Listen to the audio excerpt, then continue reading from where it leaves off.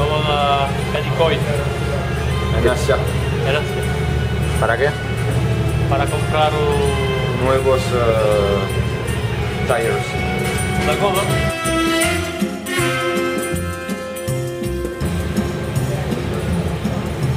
Istanbul was Constantinople, now it's Istanbul, not Constantinople. Been a long time gone, old Constantinople still is Turkish delight on a moonlit night. Every gal in Constantinople. Hay una tienda de bicis ahí en Asia y cruzamos de continente aunque sea por un día. ¡Apa ahí! She'll be waiting in Istanbul. Even old New York was once New Amsterdam.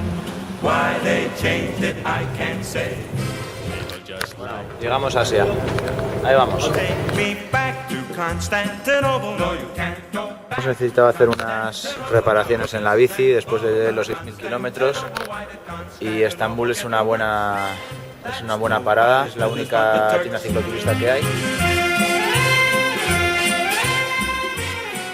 Los piñones, los platos, la cadena, todo un poco. Después del viaje hasta aquí ha habido que revisar todo. Y además me van a enseñar a cómo mantenerlo todo y cómo poder solucionar algún problema que pueda encontrar. Aquí está mi bici, que a la pobre la han puesto a parir. We are in the Asian part of Istanbul. Istanbul is the cross point, the last civilization point of the tourists that are going to Asia, also coming through Asia to Europe.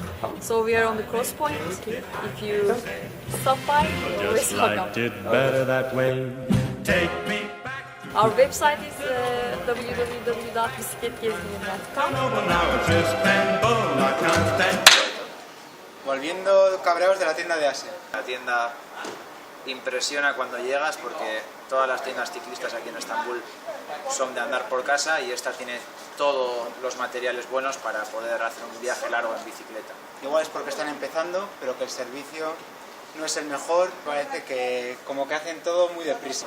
Las bicis están a punto, así que esperemos que nos aguanten y que el viaje por Asia merezca la pena. Nobody's business but the text.